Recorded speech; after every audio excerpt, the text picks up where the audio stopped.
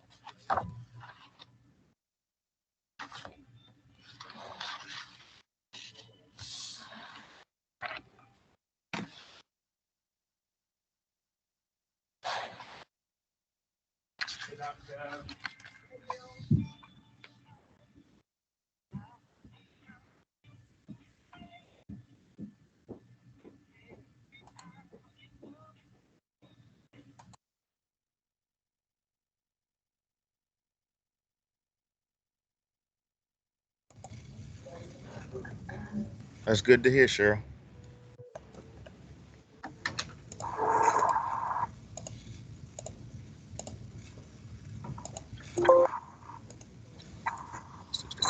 Yep, that's very understandable, Chad. All right, we'll get started in about another minute. If you're just joining us, please go ahead and type your name and district in the chat box and a response to those two questions that you see on the screen.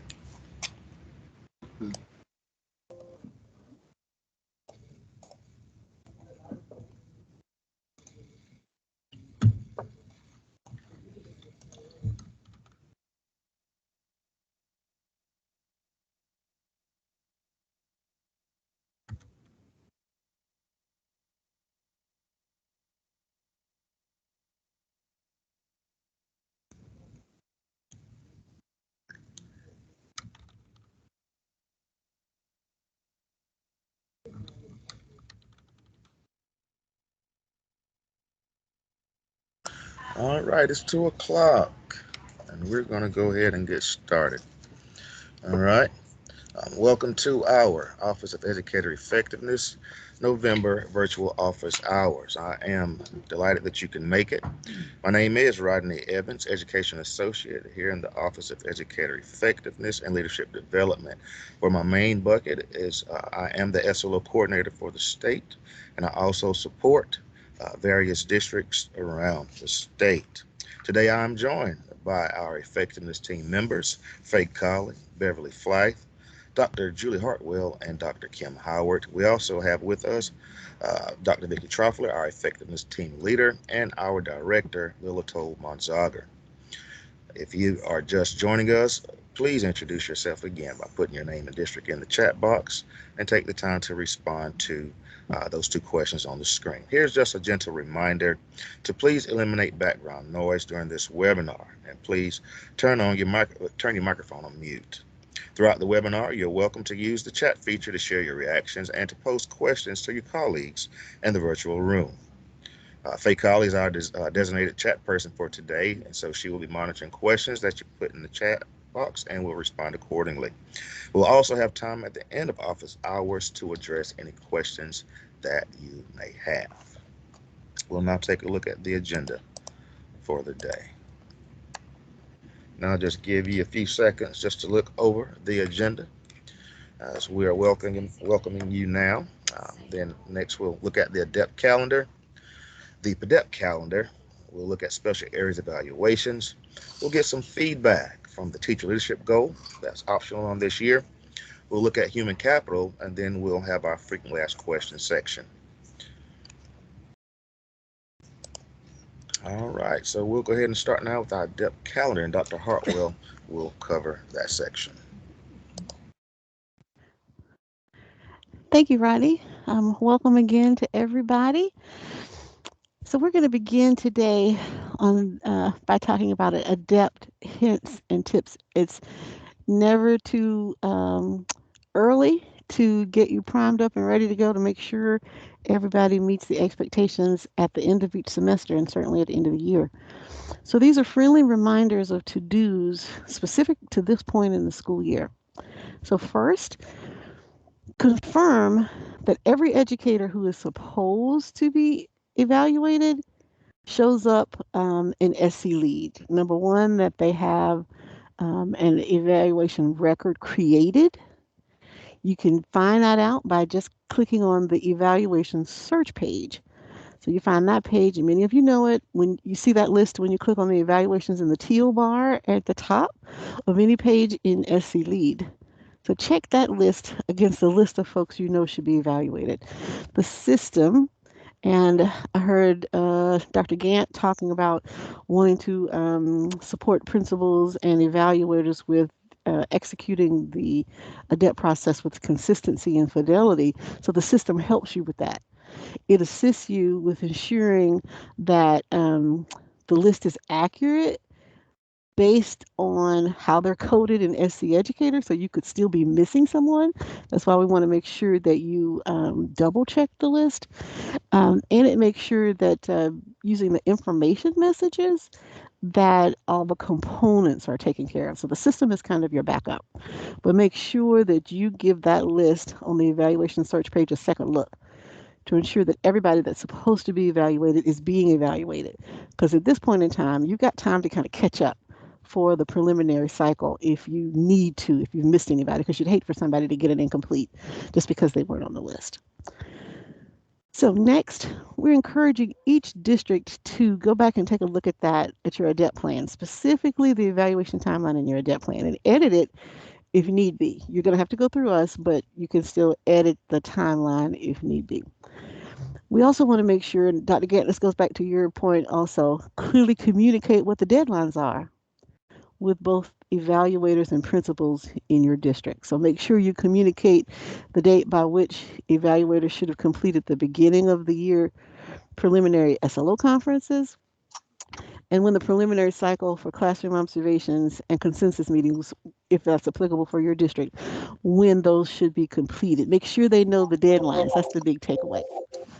For many districts, the deadline to complete the preliminary SLO conferences has passed, and the date for all observations to be completed is mid to late December for most of you. Some of you go into January, and that's okay. Just make sure people know, right? So that we don't get caught behind. So guess what? It's hard to believe, but we're in November, right? And this is a great time to monitor the completion status, right? So not only are you checking the folks are there, but you're doing that progress monitoring to make sure that you're up on how they're getting along, especially if you have not already begun this process. We do encourage you to do that. So what could monitoring look like at this point in the school year? Well, if you look at that same evaluation search page and you click it by clicking on evaluations in the teal bar, if you don't see those OBS, that's the observation status bubble, partially filled in for most teachers on summative and formative evaluations, you should probably investigate the status of observation completion at that school or at the district level. So look at your status bubbles really strategically. Pull out your summative and formative evaluations and make sure you see progress in terms of those circles filling in, the bubbles filling in, not just for the observations, but also for student growth goals. I mean, the SLOs. Make that a part of your review. Also, add to that a check for mentors, right? Make sure that the induction one and annual formative educators have a mentor on their team. So beyond the quick check of the evaluation search page, you can also pull the staff evaluation observations report. So don't forget about that resource. Finally, a reminder that we only have one remaining evaluator 3-day training, January 25th through the 27th.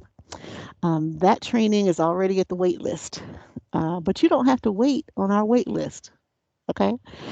You're expected and encouraged to train evaluators locally if the need arises between our trainings or certainly after that last state training in January. This is the 3-day training for evaluators. You can train locally, right? As long as the presenter is an SCTS certified trainer. So we want to encourage y'all to do that. Perhaps you can partner together. If our wait list gets too long, you may have people on the wait list that you need for a particular school and they just don't get into our training. So partner together, take a really strategic look at your district about your numbers to see who needs to be trained, and consider please to host those trainings locally if your folks have not already gotten into our last January training. All right, so I think that's it for Adept calendar hints and tips. Does anybody have any questions before I turn it over to Dr. Trauffler? Dr. Hartwell, I was just about to see if I could respond to Alicia with Lawrence 55. If there's a way for the report to say skip, if it was skip, I think currently our reports do say that it doesn't state skip. So maybe that's really more a suggestion, Alicia. Is that what that is for now? I can take that down. Thank you so much, Ms. Scott. We will add that to our bright ideas list. That's something that we take to Randa, and Lila and the team are very dedicated to making sure that if there's something we can do this year, we get it done. But if it's something that we need to wait till last year, that we continue to keep all of these suggestions. So that one will certainly be a part of what we're doing. I have to check each one that is missing, and that will help. Okay. Yeah, we got it. We won't forget. Thank you, Faye, for being my backup on that. To write that down for us. We appreciate it. All right, I'm going to turn it over to Dr. Truffler. Dr. Truffler, talk about the depth. Okay, thank you, Dr. Hartwell, and good afternoon, everyone. I have some quick reminders for our PDEP DAs. Of course, you want to ensure that all the PDEP evaluations have been set up for all of your principals. Also check to make sure that the principal's professional development plans have the orientation signatures, first from the principal and then from the evaluators. After that, they can go to the orientation conference pages and complete the orientation conference pages. Make sure that those are held and are signed by the principals and the evaluators. Of course, we want to encourage the evaluators to communicate those tentative dates for the mid-year conferences coming up to the principals, just to ensure that adequate time for the principals to gather their own evidence as they share that evidence of exemplary performance with their evaluators. And there is no state deadline for the mid-year conferences. These are typically held in November and December. However, for this school year, we recommend holding those conferences at least by February of 2022. And that's to just ensure that continued professional growth during the second semester based on that meaningful feedback provided by the evaluators at the mid-year conferences. Our PDEP district administrators do receive our PDEP Connect monthly newsletters from me with more detailed information, but please feel free to reach out to me if I can help you in any way. And I will now turn it over to my colleague, Beverly Flythe. Good afternoon, everybody. I'm going to talk to you for just a few minutes about special areas and internship certificates. Just a reminder for the special areas evaluator credentials. We've been getting a lot of questions. Once the evaluator completes the training and submits documentation of that completed training to the special areas manager, the special areas manager is responsible for submitting that data to Dr. Kim Howard for credentialing. And then within a few days, sometimes it happens faster than others, but within a few days, the credential should appear in SC Lead. If you're attempting to set up an evaluation team and cannot locate a particular evaluator, please check with your special areas manager to be certain they've submitted the certificate verifying training to Dr. Howard and that the SAM has submitted their information. In the required spreadsheet from the Special Areas Manager Google folder. So before you call us wanting to know where the credential is, make sure that your Special Areas Manager has uploaded it to Dr. Howard.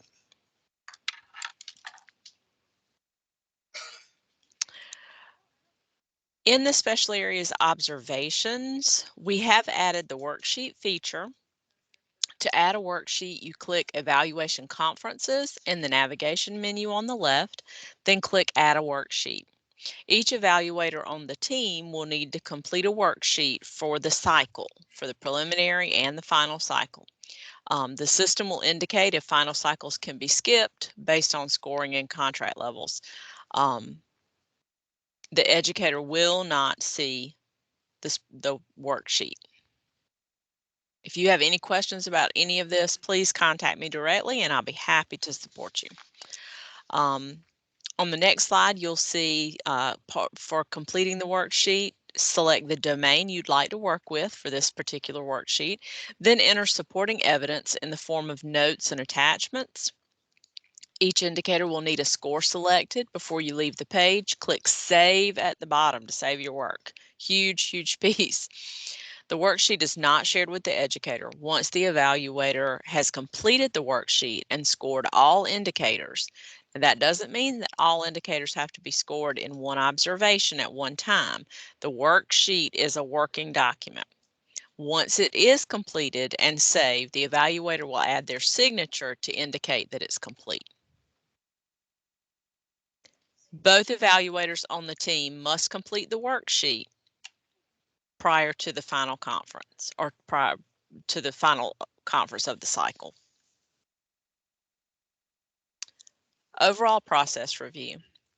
Evaluators collect evidence such as plans submitted by the educator, the annual calendar, the school counselor report, the IEP reports, observations, etc. The evaluators then complete a scoring sheet, then have the consensus meeting to determine that final score, and then they share evaluation feedback with the educator. As an overview, the evaluators collect evidence. This may be from an observation, the counselor submitting their documents, SLPs holding those sessions. As the evaluator is reviewing the evidence, you will complete the worksheet. Scoring does not really make sense in an observation since many of the indicators aren't found there and are not observable in a student setting. So the worksheet allows the evaluator time to consider all the evidence. If you, as I said, if you have any questions at all about special areas, just please let me know. Slide 12, 13, okay. A pre-service teacher candidate completes ADEPT requirements while being enrolled in an Educator Preparation Program, or EPP, and being employed in a district on an internship certificate. Based on Reg 4353, credential classification, and guidance in the Internship Certificate Memorandum of 2018 and Internship Certificate Checklist of 2020. The provider and district must complete a Memorandum of Understanding, or an MOA, inclusive of the following assurances. I'm going to read you those because I want to make sure I get it right. An assurance that the candidate will be provided a comprehensive orientation to the clinical internship conducted by the provider and the district to include requirements of the provider and employing district, criteria for successful completion of the internship, and options if the candidate is not successful during the internship. A plan for the formative and summative evaluation of the candidate by a district clinical supervisor and a university-based clinical supervisor who meet the eligibility and training requirements outlined in the expanded ADEPT support and evaluation system guidelines. A provision for enrolling the candidate in a traditional student teaching experience in the event the candidate does not successfully complete the institution's clinical experience requirements during that internship year, including the ADEPT evaluation process while employed on an internship certificate. Based on these assurances, the provider and district must work together to ensure an orientation is provided. There's a plan for the formative and summative evaluation using the ADEPT effectiveness process, and C, that there is a provision to utilize a traditional student teaching should the candidate not meet the requirements. Just keep in mind that interns are not induction teachers. You don't have to provide them a mentor, and you do not put them on induction contracts. For any questions about internships, you feel free to reach me. I may be able to answer. And if not, I can definitely put you in touch with certification, as they're the part of the agency that issues those certificates. All right. How do you support those interns? Thus far, providers and districts have worked together to schedule conferences and observations to meet both the provider and district ADEPT requirements. Although the candidates have not been teamed with a cooperating teacher, they do have a district clinical supervisor and a university clinical supervisor during the time of the internship. Even though the regulation doesn't require a cooperating teacher, we strongly encourage additional school-based support in the form of an unofficial mentor or coach, a school buddy. At the end of the internship, the candidates are reported by the EPP as completers and utilize the ADEPT evaluation results for reporting for the EPP. The district does not evaluate and report on interns. While the intern is an employee of the district during the time of the internship, they must also complete all provider requirements to complete the educator preparation program in which they are enrolled and earn an initial certificate. For more information on internship certificates, please look up Regulation 4353 on the website under certification, and internship certificate memorandum and internship certificate checklist. And if you need those, I can send them to you if you email me. All right. Thanks so much for your time. And I'm going to pass it over to Rodney. Beverly, before we do, we've got a question in the chat from one of our districts. Are there any districts using folks on an internship credential? And how did y'all handle baselining salary? Just if anyone's willing, or how are you handling supporting those interns? Because it's a lot to take on to be the teacher of record and be finishing your student teacher. So would love to just invite if there are any districts that are willing to share. Lila, this is Chad Evans in Greenwood 50. We do have interns. We've actually had interns last fall and spring. We have a few this fall, and we're going to have a lot next spring from Lander University. We do set them up with someone, with a mentor. We kind of let them practice going through the induction evaluation type stuff. We do not evaluate them, but we let them know what's expected. They're constantly working with our folks and with the university's people as well. And we've had a lot of success with interns. So it's been really successful for us. You can really, pick those apples and the really good apples as soon as you can. And the thing about it is, if you get an intern, from the university is saying that they are the best and the brightest in the program. That's why you're able to get them. But if you do have problems, or if you can't use that intern the next semester, if there's some issues, it's really easy to cut ties with them if you have to also. But we haven't had to do that. They've been really good. So I have nothing but positive things to say about them.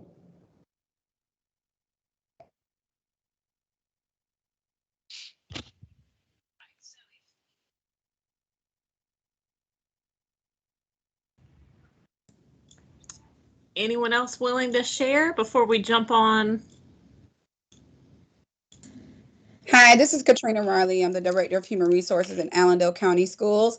Similar to what Chad just mentioned, we did have interns serving in teacher of record positions last school year, and we did compensate them as first-year teachers, which was a great selling point for, I'm sure, them to go back and take back to their other their colleagues on their school campuses. So they were able to receive the first year teacher salary as well as benefits. We covered that as well for them as if they were interested.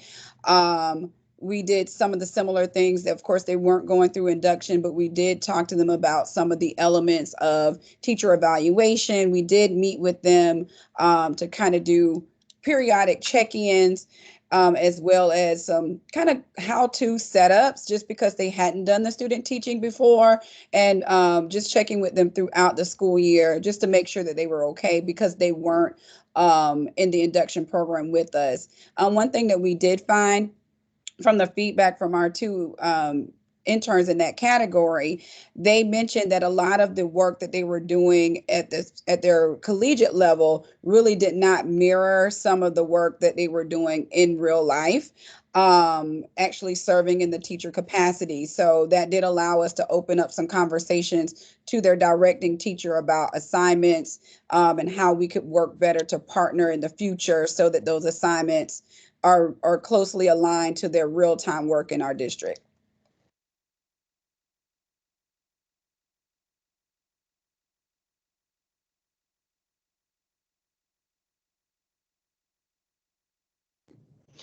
Lila, this is Cheryl and Clover. We'll have interns for the first time this spring and are looking forward to it, excited by it.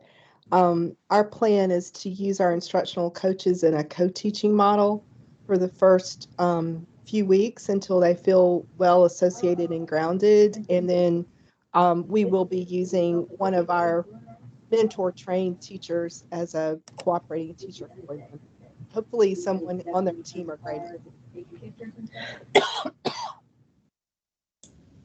Those ideas are all so great. Just appreciate y'all sharing them. I think it could be an incredibly supportive way to welcome people into the profession and put some money in their pockets and get them, just into a faculty and all the benefits that come with that. But it takes some planning and being thoughtful about it.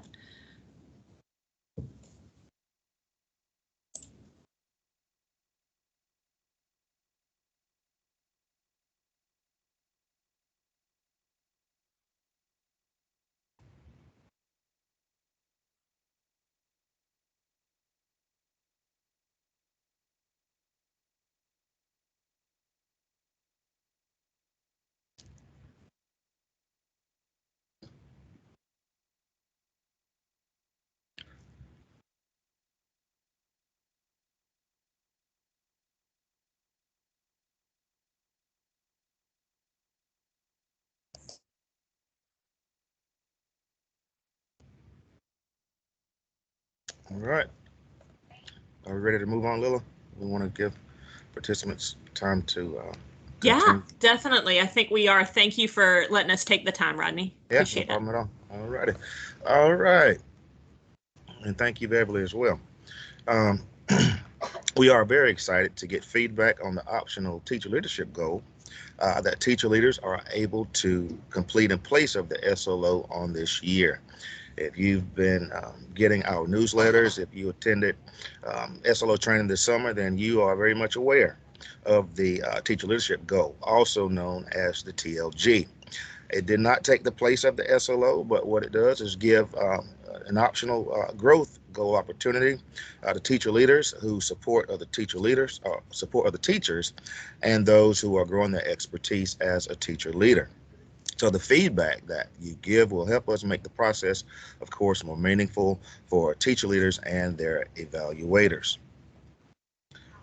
So if your district is using the optional teacher leadership goal, we're going to ask you to put a thumbs up or a yes in the chat box. And I learned something this week on how to put the thumbs up in the chat box. You see the smiley face or the icon at the bottom, the emoji icon. If you click on it and and type in thumb in the chat box, you'll see the thumbs up emoji, and you can just click on it to put it in the box. If you don't feel like doing all that, then just put a yes in the chat box. So if your district is using the optional teacher leadership goal for teacher leaders on this year, just go ahead and put a thumbs up or a yes in the chat box. Awesome. A few people figured it out. All right. Okay.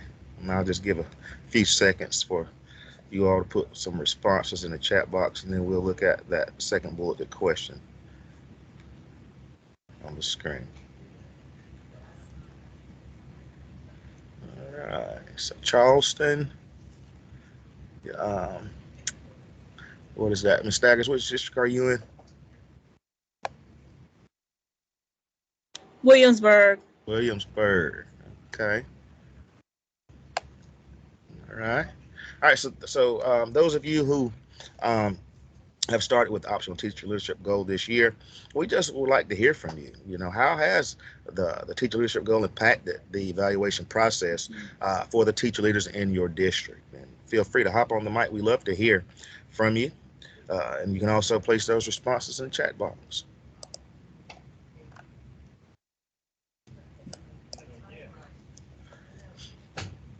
How has the TLG process impacted the overall evaluation process for your teacher leaders?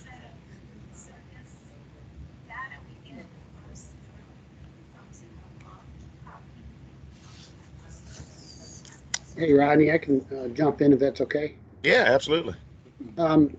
We're not doing it extensively. We're sort of piloting it. Okay. But the feedback that I'm getting is it's a little bit of mixed emotion. And again, I think it's who we chose. Mm-hmm. Some were like, oh, I'll just kind of do the SLO. It's, you know, I can pretty much already have that data. I can just go ahead and do that.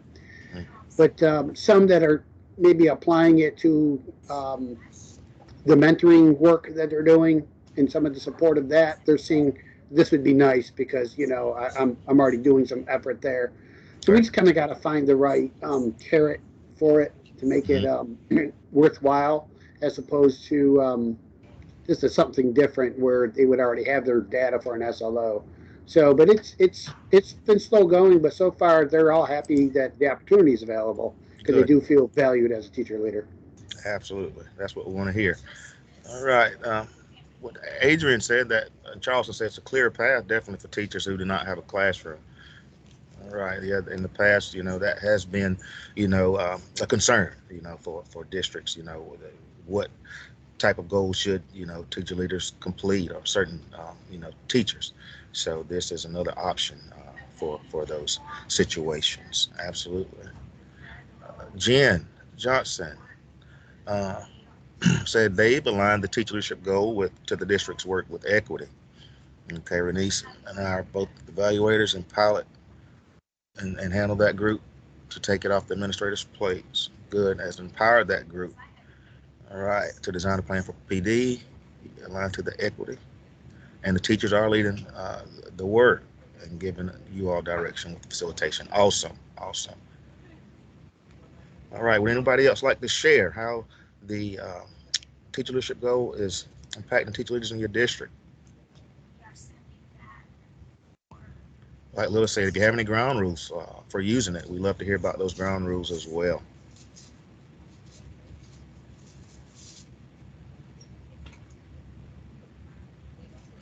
All right, so in an effort to get adequate feedback, we've also developed a survey that we're requesting for our SLO district contacts to complete. Some of you do serve in that capacity, so I'll be sending that survey out to those individuals this week, and I'm also going to drop the link to the survey here shortly for those of you here now. Also, the Teacher Leadership Goal one-pager, or the TLG one-pager, is also a great resource that we've developed, and we recommend it to help get an understanding of the process and which teacher types possibly would be a good fit for the Teacher Leadership Goal. So I'll also drop the link for it in the chat box. While I'm dropping this link, are there any questions, any concerns, anything you'd like to share about the Teacher Leadership Goal before we move on?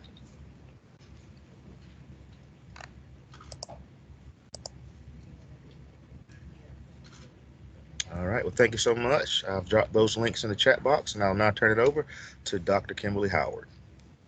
All right, good afternoon. So let's take the next few minutes to shift our thinking to human capital. Now, when we think about human capital in schools, what we're talking about is teacher and educator recruitment, retention, development, and advancement.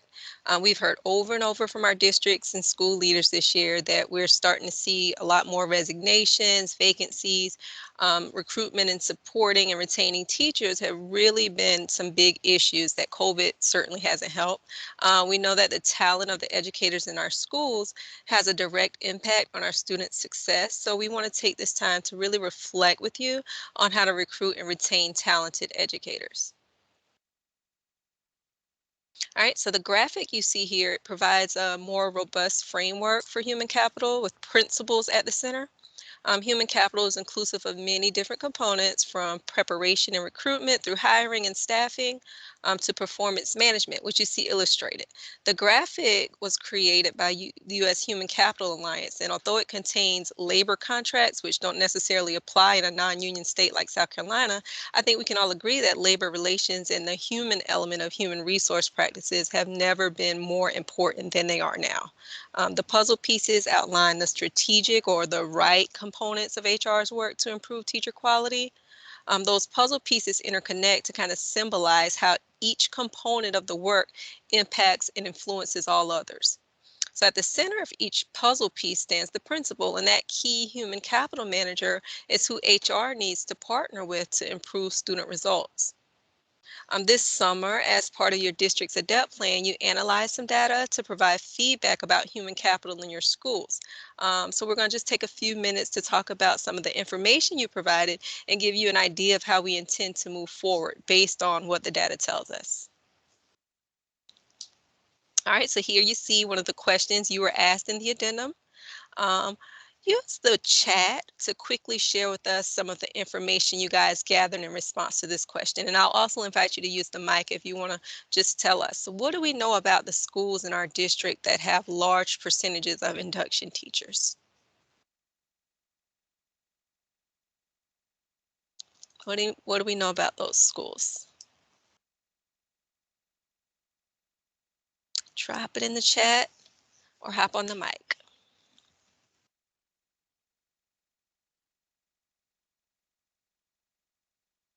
Chad says there's lots of turnover. So of course, where we see lots of turnover, we're going to see the need to replace those people with new teachers.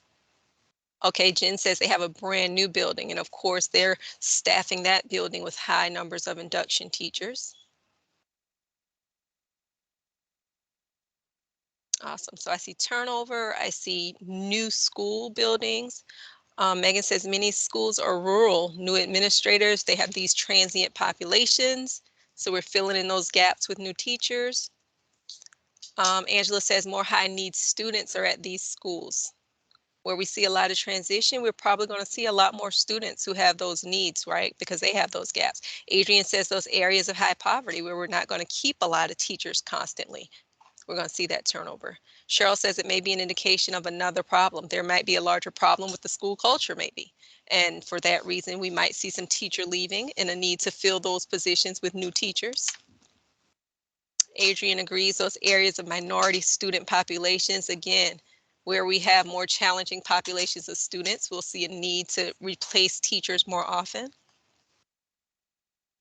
Principals characteristics, absolutely, and that's something that research tells us a lot. The administrator in that building has a really heavy impact on the transfer of teachers in that building, who we see coming in and out.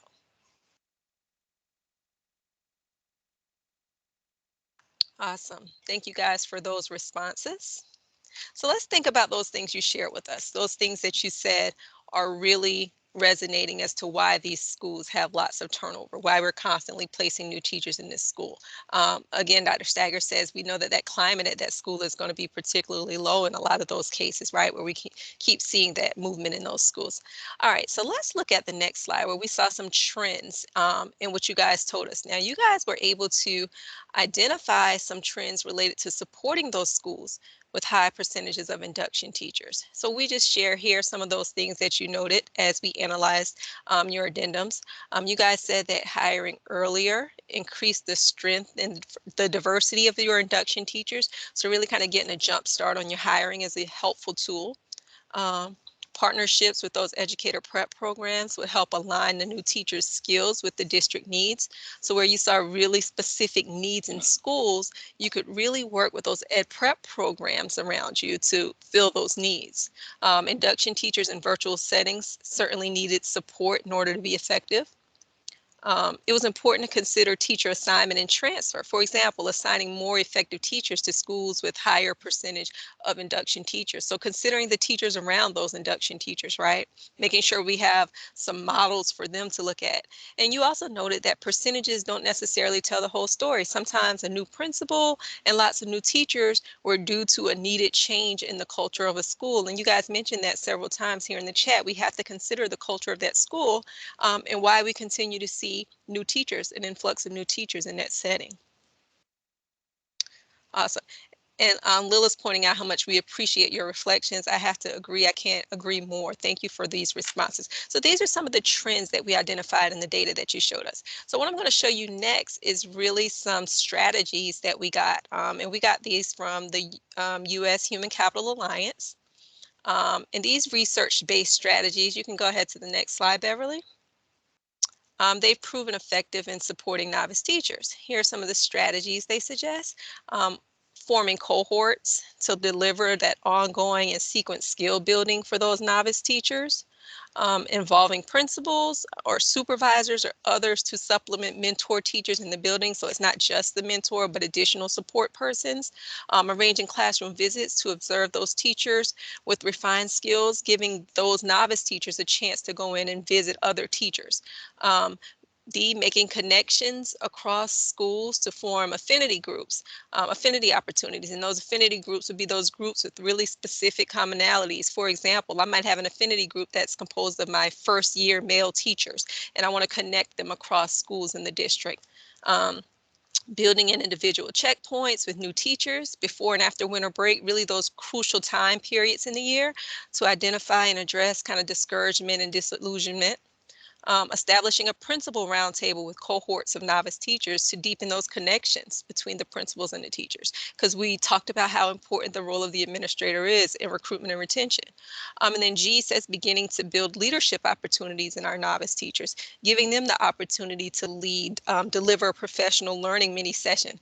We always talk about the fact that, you know, how everything's gone virtual, and our newer teachers will probably have more experience with that than anyone else. So there's a perfect opportunity for them to lead. We know you guys have been thinking hard about how best to support your beginning teachers, especially through this pandemic. And looking at these strategies, are there any that you have tried? If so, we want to know what has worked. So we want you to use the mic or use the chat. Just drop which one of these you might have tried and let us know how that worked out for you. Look at A through G.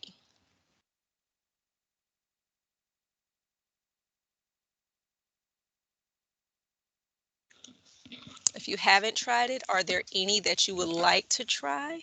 And you want to tell us a little bit more about what you may be able to do? This is Chad Evans again in Greenwood 50. We do see a lot. We arrange lots of classroom visits to observe teachers. We do that with a variety of people. We do that with people that are new to the profession. We do it with our interns. We do it with most of our first year teachers. We do it with people that may be on growth plans, things of that nature. So we really want to use the really strong teachers in our district and get the most out of them by allowing them to help other people. In my personal opinion, as a principal, I really loved going in classrooms because I felt like I learned things all the time when I was in the great teachers' classrooms. And, you know, I think that's a tremendous benefit. So C, we do that a lot. Awesome. And I can imagine the impact that has on the culture of your schools, because if I'm one of those teachers who you're coming to visit and I'm looked at as a model teacher, that's a strategy in helping me to stay in that classroom, right? That's retaining me. And then I'm also helping these new teachers, helping them see, you know, the potential of them being in those classrooms and having those great skills. Thank you for sharing that, Chad. I see Dr. Staggers has also used that strategy C, learning walks as district and school leaders. Just making sure we give those induction teachers, those novice teachers, a chance to go in and see those classrooms, right? Go through learning walks and see what effective classrooms look like. Let's see, in Allendale, we've tried E, building those individual checkpoints, checking in with those teachers, seeing how things are going. Where are you currently? We know we're about to go out for winter break. We want you to come back. So let's talk. Let's discuss where you are, right? Dr. Riley, was there anything that you wanted to say in addition to what I've shared? Maybe not. All right, Calandra says that in Florence, they have formulated a cohort and induction teachers meet the last Monday of the month virtually. Awesome. So really a chance for them to talk about what their needs are or work with them on some of those skills that you know are common for our novice teachers where they need support. All right, Megan says that in Aiken, I'm sorry, was somebody saying something? I will if no one else will. Absolutely, In Marion Dr. Warren. County, we have a new program where we have what's called Thought Partners, and a district administrator is assigned to each school, and that district administrator visits that school at least twice or 3 times a week, and we go to meetings, we go to IoT meetings, and we also go to grade level meetings, and we get feedback from the lead teachers as well as the administration, and we report it back to the superintendent when we have our district level meetings. Thank you, Dr. Warren. So really looking at kind of be involving those supervisors and those administrators. In addition to those mentors, we have other people going into those classrooms and seeing what those needs are. Awesome. Megan says they are planning a December event, decompress and desserts. Oh, so that kind of December check-in, right? But they get a tasty treat in addition to a check-in. Self-care sessions, yoga, crafting, mindfulness, healthy nutrition, and a guest speaker. Awesome. Really a mental health break, especially now. Mental health is so important, especially now with everything that we're encountering. So really giving them that opportunity to not necessarily think strategic classroom, but really think, hey, me and what I need at this time, right? And eating some cake while doing it. Can the OEELD participate in that? Can we join y'all? Beverly, you can make us up some cake too. We can implement it here. Kim's got all that fitness. She can lead us. Right. I don't need the desserts. That's right. That's right. Kim, one of the things I'm struck by is how it's so we can't be in this mindset of doing the buffet, like doing it all. There's no one of us that can do A through G and pick every strategy, but picking the one that's going to work for your induction teachers or learning about what someone else is doing that maybe you could incorporate that meets a need. I so appreciate everyone who's been willing to jump in and talk about what they're doing, because it's not about doing more, because we're all about as stretched as thin as we are, but finding the right thing to do that's going to connect with those new teachers. Yes, absolutely. Thank you, Lila, for sharing that. And I urge you guys, if you haven't seen anything on this list that you've done, then look at what you might be able to try. Take a screenshot of this slide and say, hey, I haven't considered this, but I want to try it. This might be something that would be useful in our district to support our teachers. So we just really want to encourage you to see what kind of supports you can offer in regards to recruiting and retaining those teachers.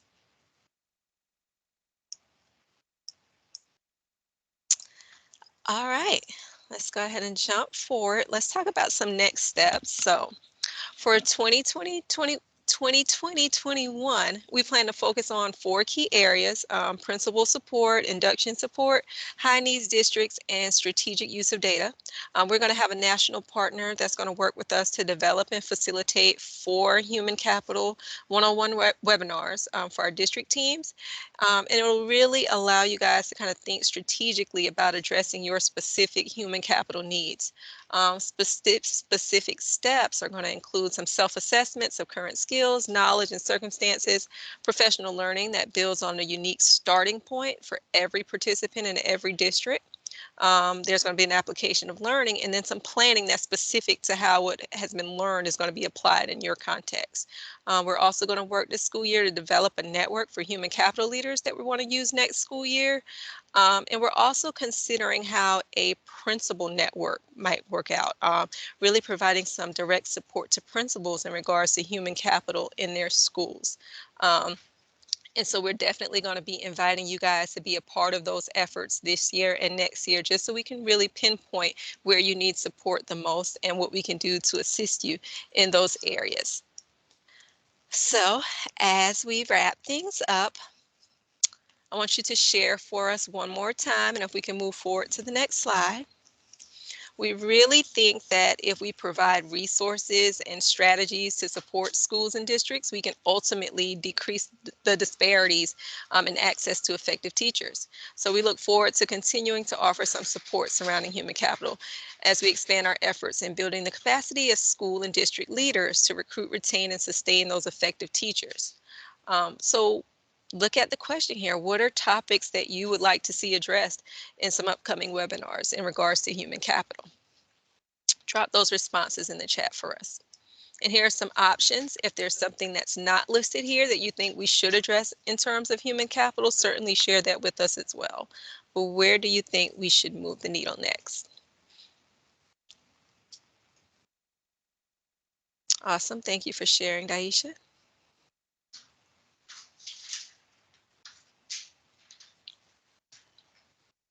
And I just want you guys to know your opinions are so valuable to us. We want to know what your needs are so that we can work to meet them. So thank you guys for continuing to share.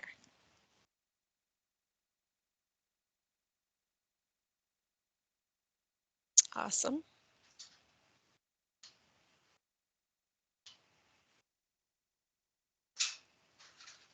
All right, all of them, basically. All right, great. Well, good, because these are the areas that we are thinking about that you need support with the most. So it's good to see you guys actually say, yes, this is what we want, so that as we are designing, we know that we're moving on the right track. So thank you all so much for sharing this. Certainly going to be useful to us in our planning. You guys can continue dropping those in as they come to your mind. While you're doing that, we are going to go ahead and turn it over to Faye, and Faye is going to share with us some FAQs. Thanks so much, Dr. Howard, for covering human capital and for next steps, and to everyone for your responses. So we have 3 FAQ slides. Our first slide, this is the question that we received. How can a non-certified support person get access to SELEAD.org?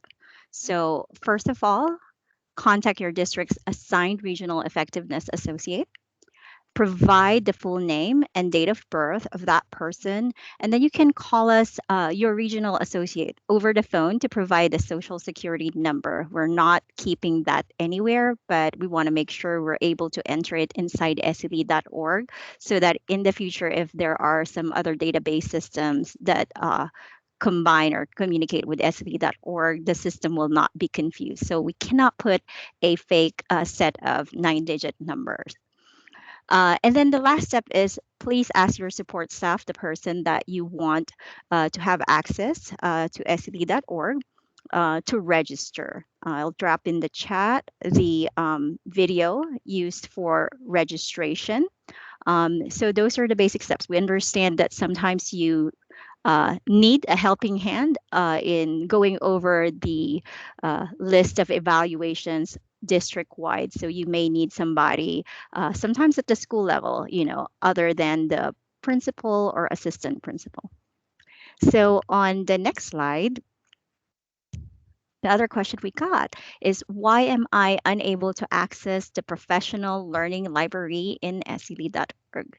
So the videos from the previous contracted provider are no longer available, but our office is in the process of updating the professional learning library with a new vendor. So we did share this information in the past effectiveness newsletter, where we are excited about is the fact that we will not just have videos, we will also have courses that are in alignment to the SETS and PDEP standards. So we will update you whenever we have progress on this new professional learning library. You are welcome, Dr. Sowell. And then lastly, this is our question to ourselves, and we wonder if you wonder it too. Does holding training virtually impact the passing rate for SE teaching standards evaluators? So right now we are landing at maybe. Current first-time passing rate has dropped from 86% in 2018 to 84% in our latest November 2021 report. So these are rounded up numbers. Okay, I'll double check that link for you, Daisha, but that is the same link on our website. So I'll double check and I'll write a note to email that to you, but it should be the one on our website. All right, so we are wondering about this third question. We don't really know, but we do want to let you know that we have noticed that decline in our first-time passing rate ever since many districts have asked for permission to move the SCTS 4.0 evaluator training online. So we do recognize that online training can allow for much deeper feedback on evaluators' evidence collection. If feedback and engagement with other evaluators if engagement and feedback with other evaluators is not monitored carefully, then there is a chance that evaluators will be less prepared. So we can see that from our end. We have virtual packets that participants complete, so we can truly give academic feedback. But then also, sometimes when you put our participants in groups, it may be a challenge sometimes to monitor and hop from one breakout room to another to engage that engagement between the participants. So that one might be also a challenge that you're experiencing. So the other thing that we notice is that evaluators who are recertifying for the first time seem to have forgotten that the test is an open book. So encourage them to have the rubric, the handbook, the workbook, have those all open. The test, again, is the same structure. First part is rating, second part is 8 multiple choice questions. So we would just want to part with letting you know that if you need support for thinking through your SCTS evaluator training, especially the virtual training, if there's a struggle in that, in helping your participants pass the test, we would like you to contact your ADEPT regional contact for resources. So that is that. And I will pass it back on to Rodney. All right, thank you so much, Faye. It's 2:54. We have about 6 more minutes. Are there any closing remarks, any questions for our team before we close out for today?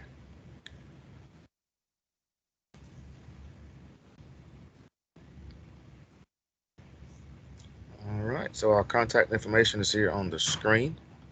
Feel free to reach out to your effectiveness lead, your district contact, or state level contact for your district.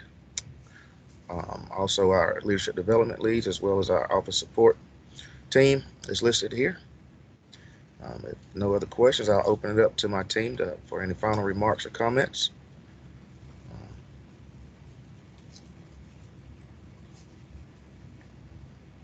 If not, we'll hang around a few more minutes for those of you who may have some additional questions once we are done here. So again, thank you.